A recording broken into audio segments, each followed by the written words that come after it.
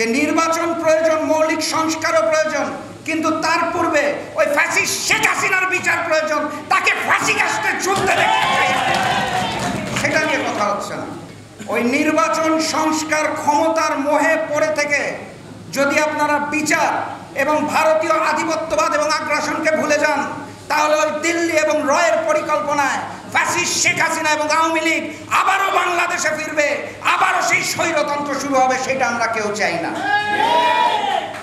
ওই যে দিল্লির পা চেটে নরেন্দ্র মোদীর হিন্দুত্ববাদ প্রতিষ্ঠা করার জন্য অখণ্ড ভারতের স্বপ্ন নিয়ে ফ্যাসিস্ট শেখ হাসিনা এই বাংলাদেশে যে ক্ষমতার মসনদে ছিল, সেই দিল্লি এবং ভারতের আগ্রাসন এবং আধিপত্যবাদকে চিরতরে বাংলাদেশ থেকে নিষিদ্ধ করতে হবে।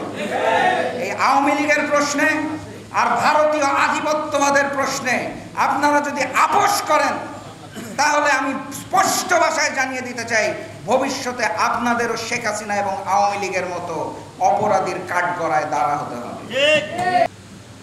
ফ্যাসিস্ট শেখ হাসিনা দিল্লিতে পড়ে আছেন 1 বছরের উপরে, রাষ্ট্রীয় মর্যাদায়। তার দোসররা কলকাতা, দিল্লিতে আছে। হোয়াটসঅ্যাপ এবং টেলিগ্রামে তারা গ্রুপ খুলে মিথ্যা প্রচারণা চালাচ্ছে, নতুন করে বাংলাদেশ আবারও দখল করতে চাইছে। দিল্লির ভারতের সক্রিয় হয়ে গেছে। ভারত পূর্ণাঙ্গ শক্তি নিয়োগ করেছে ফ্যাসিস্ট শেখ হাসিনাকে ফেরত আনার জন্য। আমরা এখনো বারবার খালি দুটা কথাই বলবো, নির্বাচন আর সংস্কার। বিচারটা কই ভাই? বিচারটা কবে হবে? ফ্যাসিস্ট শেখ হাসিনার বিচারটা আমরা কবে দেখতে পাবো? অন্তর্বর্তী সরকার যখন বলল যে আরো একটা ট্রাইব্যুনাল গঠন করা হচ্ছে, তারপর সেই ট্রাইব্যুনাল কি হলো? কতদূর কাজ আগাল? আগামী নির্বাচনের কথা যে বলছেন, গণতন্ত্রের কথা বলছেন, বিগত নির্বাচনগুলায় ফলাফলের রায় দেওয়া হয়েছিল দিল্লি থেকে। ভারত থেকে সিদ্ধান্ত নেওয়া হয়েছিল কে জিতবে, কে ক্ষমতায় আসবে। আগামী নির্বাচনে ভারতের সেই প্রভাবটা থাকবে না, সেটা নিশ্চিত করবে কে? আমরা ওই নির্বাচনের মাধ্যমে দ্রুত ক্ষমতায় আসার জন্য ব্যস্ত হয়ে গেছি। কত দ্রুত নির্বাচন করে আমরা ক্ষমতায় আসতে পারব, তার আগের মৌলিক সংস্কার আর বিচার তো বোধহয় ভুলেই গেছে। আমি অত্যন্ত দুঃখের সাথে এই কথাগুলো বলছি, আমার উপর আপনারা রাগ করতে পারেন। আমার বাম পাশে শহীদ পরিবারের যে সদস্য বসে আছেন, সে জানে যে নির্বাচন প্রয়োজন, মৌলিক সংস্কারও প্রয়োজন, কিন্তু তার পূর্বে ওই ফ্যাসিস্ট শেখ হাসিনার বিচার প্রয়োজন, তাকে ফাঁসি কাস্টে ঝুলতে দেখতে চাই, সেটা নিয়ে কথা হচ্ছে না। নির্বাচন তো করবোই, ক্ষমতায় যাবে, সবাই যাবে। সবাই মিলে জাতীয় সরকার নাকি গঠন করা হবে, সবাই মিলে নাকি ক্ষমতায় যাবে।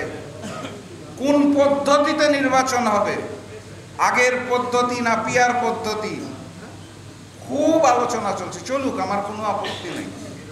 আমি শুধু দুইটা বিষয় আপনাদের স্মরণ করিয়ে দিতে চাই। ওই নির্বাচন সংস্কার ক্ষমতার মোহে পড়ে থেকে যদি আপনারা বিচার এবং ভারতীয় আধিপত্যবাদ এবং আগ্রাসনকে ভুলে যান, তাহলে ওই দিল্লি এবং রয়ের পরিকল্পনায় ফ্যাসিস্ট শেখ হাসিনা এবং আওয়ামী লীগ আবারও বাংলাদেশে ফিরবে, আবারও সেই স্বৈরতন্ত্র শুরু হবে, সেটা আমরা কেউ চাই না। অতএব জাতীয় নেতৃবৃন্দ যারা আছেন, যারা শুনছেন, রাগ করলে করেন, আমাকে বকা দিলে দেন, কিন্তু ওই নির্বাচন আর সংস্কারকে সামনে রেখে যে জাতিগতভাবে রাজনৈতিক দল হিসাবে আপনারা যে বিভক্ত হচ্ছেন আর কাদা চুরাচুরি করছেন, সেইটা বন্ধ করে আল্লাহর কসম লাগে দুইটা বিষয়ে একমত হন।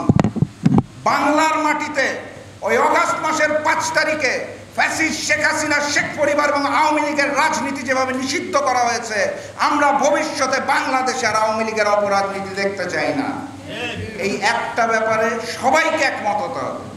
দ্বিতীয়ত, ওই যে দিল্লির পা চেটে নরেন্দ্র মোদীর হিন্দুত্ববাদ প্রতিষ্ঠা করার জন্য অখণ্ড ভারতের স্বপ্ন নিয়ে ফ্যাসিস্ট শেখ হাসিনা এই বাংলাদেশে যে ক্ষমতার মসনদে ছিল, সেই দিল্লি এবং ভারতের আগ্রাসন এবং আধিপত্যবাদকে চিরতরে বাংলাদেশ থেকে নিষিদ্ধ করতে হবে।